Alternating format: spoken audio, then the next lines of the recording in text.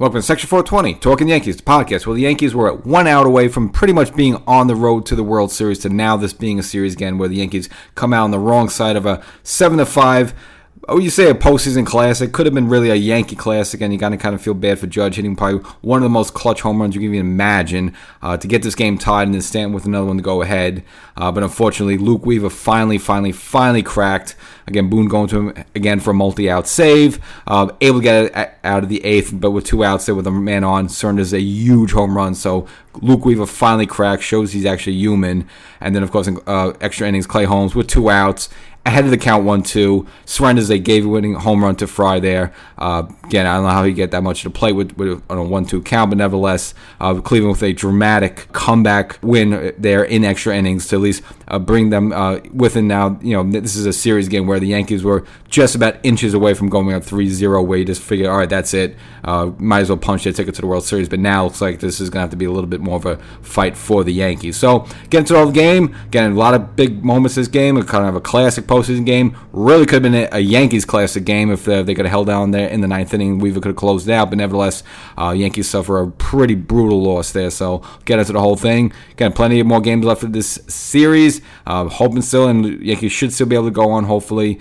So a lot more baseball to go from here, and of course we have the entire offseason. So make sure you subscribe to this podcast, as well as go to the YouTube channel, Section 420 Talkin Yankees. Search it, find it, smash the subscribe button there as well. So as I mentioned before in the previous episodes, and even on the most recent YouTube episode that I dropped, it was really important for the Yankees to take the first 2 games at home because you just weren't sure what you were going to get exactly in the games 3 and 4 with Schmidt and Heel. Now look, I don't think Schmidt was terrible tonight. You know, I know he just surrendered that 1 home run, but before that, really got set up by a line drive to Birdie that he wasn't able to clean field of there at first base to put a runner on. And at the point where the Yankees were up 1-0, Clark Schmidt surrenders a home run, turns the score by 2-1. Schmidt battled there, couldn't get out of the 5th inning. Again, I think he had a decent start. I wouldn't put this on him. I just probably put it more that it took the Yankee bats a little while to get going. In fact, it only took them to the 8th inning to really get going there. So this game stayed at 2-1. Cleveland would tack on another run to make it 3-1 there. And you just weren't sure what the situation was. It's going to be a game where the Yankees were going to go quietly again against opposing starter Matthew Boyd. I mean, Cleveland finally put a starter out there that wasn't dominating, wasn't great. But he was competent. I would say competent. Gave the Guardians 5 solid innings there. Only gave up the 1 run. And Yankees could have gotten to him a couple times in the first inning. He did surrender a couple of walks, one to Gleyber Torres. Then after that to Stanton. They weren't really able to cash in from there. Then later on in the game, Yankees with Volpe on, able to draw a walk.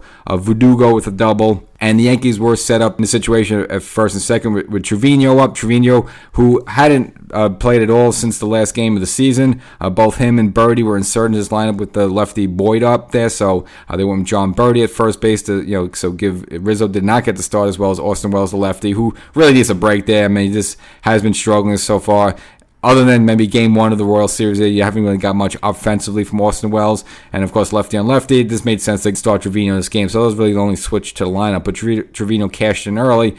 Get the Yankees' first run in there with an RBI. But, Trevino giveth, and Trevino take it away. It got picked off first base, that boy Boyd. And, I don't say that cost the Yankees, the game, more or less. But if he did not get picked off, you would have had a situation of first and third, nobody out. Yankees could possibly maybe put up 2 runs in that inning there. And if the Yankees had 2-0, again, it's a much different, projection than what happened later on. Instead of the Yankees only getting 1 run out of that inning. And, of course, Cleveland answering later on with a 2-run home run. But really, this game, the 8th inning on is where the big moments happened. Since they were down 3-1, they really didn't go with the high leverage relievers yet. Initially go with Ian Hamilton. He hobbled his foot on a play at first base there to try to cover there. Then you saw Miza, and then eventually, Boone had no choice but to go to Tommy Kahnle. He kind of kept the Yankees getting the game, kept the Yankees in the game, and then came the 8th inning there with 2 outs now, Hunter Gladys up, and he got the first 2 outs, and then he walked Soto on 4 pitches. But Gladys looked pretty strong there, and I can understand, look, you had Clase warming up, and we've seen Boone go to Weaver early, and this was a situation where Stephen Vogt wanted to go to Clase early. So even with 2 outs, and even though Gladys looked pretty dominant other than the walk to Soto there, I figured he would just stay with him, to stay with the guy. I mean, his stuff looked pretty good, but nevertheless, the guy didn't want to mess around. Now, Clase hadn't pitched in a while. I mean, he hadn't pitched at all in the series. And if you may recall, in the first round against Detroit, he did surrender a huge 3-run home run there. But you got to understand, go to your closer early, get the 4-out save, fine. They do that.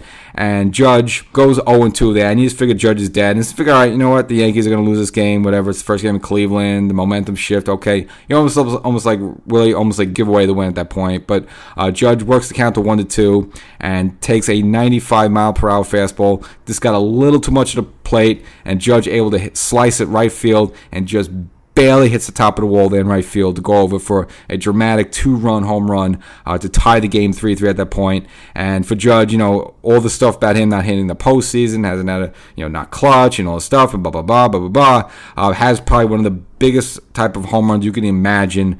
Again, 3-1, you're down in the count 1-2 against an elite closer, perhaps the best closer, at least in the American League, Class A, maybe the best closer in baseball, and you got a 2-run home run and tie this game 3-3. But even with that, you figure, all right, it's tied, but, Cleveland still, they're going to get up in the bottom of the 8th, and they have the bottom of the 9th, and they're probably still going to have a walk-off win, okay. But then Stanton comes after that. Same thing, falls behind the count, 1-2 or 0-2 like that, fouls off a couple of pitches, and then Class A, instead of going with his 99 or 100-mile-per-hour fastball, breaks off a slider, which even still at 89 is quite impressive. But Stanton, it gets too much to play, and Stanton able to muscle it in over the center field wall there, and back-to-back home runs. You just can't imagine that. I mean, you're almost looking at the type of home runs you look at back in the 2001 World Series. Just those dramatic, home runs at home against Arizona. I know the Yankees lost that World Series, but the dramatic home runs of Tino Martinez and Scott Brosius off of Byung-Hung Kim. I mean, that's the type of level home runs you were looking at with this game there. And this was about to go down as an instant, yes, Yankees classic game. They replay, in the middle of winter there, 1 o'clock in the afternoon. Just had the special moments for the two big guys, and you just feel like the Yankees had this in their hands. So come to the 8th inning there, probably could have had maybe Clay Holmes start the 8th inning there, but nevertheless he stuck with Tommy Kahnle, who did, again, he was looking good there, but unfortunately a couple of runners did get on there, and so he had to go with Luke Weaver up with 2 outs up against Fry there, and Weaver would get him to strike out. But again, the thing with Weaver, though, we've been seeing a lot of his saves, they've all been multiple inning saves, and plus Boone had to bring him out in game 2, which I didn't love the decision. Again, you're up 6-2. It's not a safe situation. I know you want to close it out. I know you want to go for the juggling, go for the throat when you have it. I understand that, but now you risk him throwing more pitches, not getting as much rest, and them getting some looks at him. And I'm not saying that's what cost him, but it is in the air there. But also at the same time too, he's been rock solid the whole way. At some point, you're going to give it up. Class A gave it up against Detroit. Class A gave it up against Judge. And unfortunately, this was Luke Weaver's night. Now, it didn't start off as bad. Runner got on with Rizzo, who was inserted later in the game just for his defense. Getting to start the game, he came in later for defense. One ball in the 8th inning let go under his glove.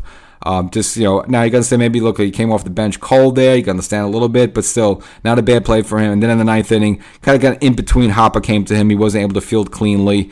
And unfortunately, the runner was able to go to base. So again, even though a short sample size, but not a good game for Rizzo with the glove there. And I understand one problem with Boone. When Class A was still in the game, he let John Birdie get the at-bat against him. Well, if your plan was to go to Rizzo for late inning defense, why is not Rizzo in there for that bat? I mean, Rizzo's a lefty, and it's a tough assignment, have him come off the bench and face in Class A throwing 100 miles per hour.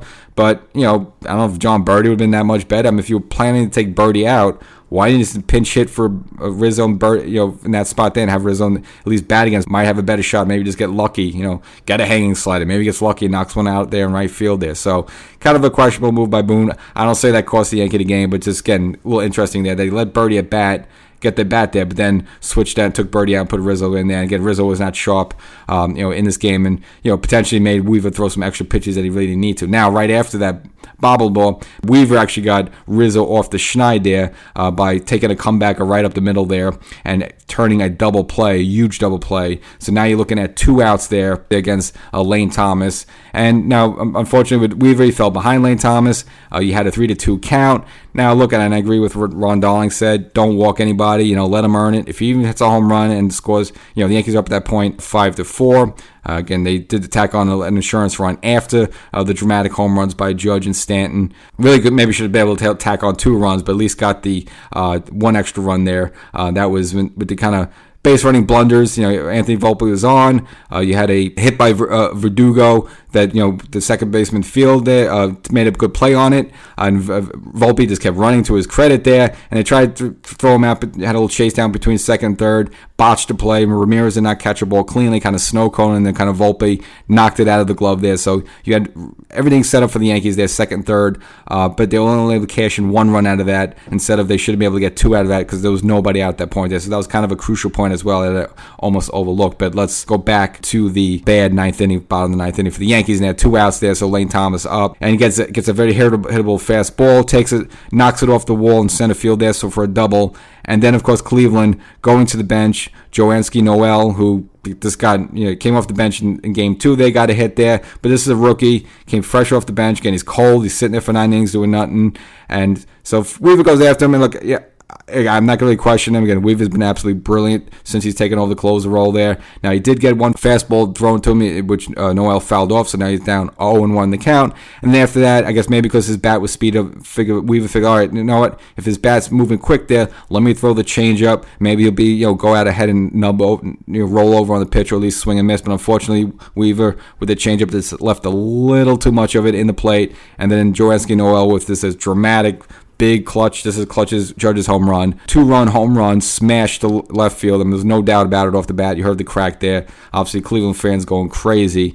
And Weaver blows the game. And the score at that point is tied 5-5. And, it's one thing when you get to another team's closer and you figure that once that happens, you kind of beat them. That was almost the case with, Cleveland. I mean, the Yankees had everything they wanted. They beat their closer. They had the lead, a 5-3 lead, Luke Weaver on the mound. I mean, literally, you were just 1 out away from taking a 3-0 commanding series lead where pretty much at that point, you could just cakewalk and sleepwalk your way to the World Series. I know in 2004, the Yankees were 3-0 against Boston. They lost the next 4. Yes, that could happen technically, but the Yankees pretty much had their World Series card punched at that point, and unfortunately, their greatest asset, which is the bullpen, ended up costing them. Now, Weaver would strike out the next guy, at least get out of the inning. And unfortunately, the Yankees then, once that happened, had no other choice to go to Clay Holmes in the 10th inning there. Now, Holmes would battle a bit. Naylor would get on with a leadoff single, but Holmes after that was able to battle down, at least get 2 outs, but at least Naylor at that point moved himself over to third base, which brought a showdown with Fry, who, again, in the 8th inning had a big opportunity, a couple of runners on. Weaver able to get him to check the swing just enough there to get a swing and strike there. But unfortunately, this time, unfortunately for the Yankees, down 1-2 in the count. Now it's 1-2. I don't know about Holmes shouldn't be able to shouldn't have thrown a pitch that got much of the plate there, but unfortunately too much of the pitch got thrown to the plate there, and Fry smashed a no doubt about it home run to left field, similar to the Noel where just off the bat you knew. And unfortunately for the Yankees, Cleveland come away with a dramatic 7-5 win there in the bottom of the 10th inning. Again, the first extra inning game so far of this entire 2024 postseason. And the Yankees then go from a situation where they go 3-0, where now you have this series again where they believe in themselves. They got a big win like that. And now you're looking at Luis here on the mound, who hasn't pitched, almost like in 2.5 weeks. Asking him for a major start. And again, I don't know what you're going to get out of him, but I don't know if he's going to get out of the 4th, 5th inning there. But, now Cleveland, of course, are going to be believing in themselves. They got a lot of momentum. They're home. You could definitely see them possibly even now losing Game 4. And then a pivotal start there, Game 5 for Rodon. That's what you're looking at right now. But now, if that happens, I don't think it's the worst thing in the world. And that's why I said, really, back at the beginning of this whole thing, it's very important the Yankees win those first 2 games because, very most likely this is probably going to have to come now back to the Bronx. What you were going to probably looking forward to, and when counting your eggs before they hatch and all that stuff there. But again, if they lose Game 4 now, you're going to need Rendon to come back, have another strong start for Game 5, and then you got to hope Cole is a better version of himself, what we saw versus Game 2, and then you look at try to close it out in Game 6 in the Bronx. And again, that's looking very ahead there. I don't know, maybe Luis Heel pitches a great Game 4. Maybe the Yankee offense doesn't wait till the 8th inning to finally wake up, and maybe the Yankees just put up a 10-run spot just to come right back there. Again, it's endless possibilities, but again, that's why you want to get those first 2 games home in the Bronx. So the storyline, the headline of the game would have been the Judge home run, but now it's not. He has a great Yankee moment, finally has that great clutch Yankee moment, but now it's almost kind of a race because it's in a losing effort, and it's almost like, well, who cares now? You lost the game. And, the Yankees really haven't had a playoff game like this really since 2009. If you look at this sort of quote-unquote baby bomber group, I mean, I can't really think of too many great clutch home run moments. I know the Indian series, when they were the Indians in 2017, Greg Bird with the Yankees down 2-0. Greg Bird with a clutch 2-run home run to tie the game at a point there late in the game there. That's maybe a little bit, but again, we haven't seen a sort of clutch, dramatic type of home run like that we saw it from Judge since, again, probably back from the 2009 championship Yankees. Other than that, well, maybe a little bit more. I'll say the Raul Ubañez home run that time. I guess that was like 2011 or 2012. It was maybe the Game 3 against Baltimore. Where he came off the bench for A-Rod and hit a huge 2-run home run to tie that game against Baltimore, and then hit another dramatic home run in extra innings to win that game. So this was a home run like 12 years in the Yankee history making that Judge hit there. But again, it's kind of a race because it's all in a losing effort, and if the Yankees don't go on to win the series, which, again, that would be close to catastrophic, then it's like, who even cares at that point? But at least Judge had that moment, and hopefully they use that confidence that they got to Class A if they're again facing him again, which at some point they're gonna have to face this guy again. Even if Cleveland's down 3-1, about to lose the series, at some point they're gonna have to go to their best in their bullpen just to put him out there. So I'm sure at some point they're gonna see Class A again. And Luke Weaver, he's been great so far. I'm saying Boone using him in Game 2 and not really cost him, but he's been throwing a lot of innings. They've been relying on him a lot, more than 3-out type of saves. Again, and at some point, you're going to give it up. He gave it up fine. At least, let's just see if mentally if he could come back. I think he would, because he just doesn't seem to be fazed by things. So I don't think it's something that's going to linger. If you look at the Braves' Mark Wohlers, again, very dominant closer, but once Jim Leyritz hit that big 3-run home run against him, he was never the same again. It totally got in his head. I don't think that'll be the case with Luke Weaver. So you just got to hope for a decent start from Luis Hill. You got to hope maybe the offense, maybe gives them a few runs early on. Where the Yankees were successful in games 1 or 2 is that they got leads, maybe by 1 run or 2 runs. They got leads, and then they were able to piece the bullpen together just to hold that lead down and then maybe tack on a couple of runs later on. See, in this tight game, it was a little different where the Yankees were playing from behind. All right, in the blink of an eye, they got the lead there. And again, you're not expecting Weaver to blow the game, especially. And with Holmes, it's almost like pot luck. Even if Holmes got the Yankees into the 11th inning, I don't know how far they were going to go. I mean, we're going to go Holmes again, just bring him out there again? Was it going to be able to nail it down?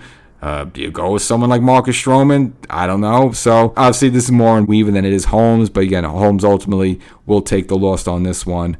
But if you want to look back and just be an objective baseball fan, wow, what a game. I mean, can't remember too many games with this dramatic home run shifting back and forth like that within 2 innings. So you got a classic game. I'm sure TBS people are happy, but if you're a Yankee fan, you're bummed out because you were just inches away from a World Series, but now you got to fight a little bit more, and this is just going to drag on a little bit more until they get there. Catch you next time.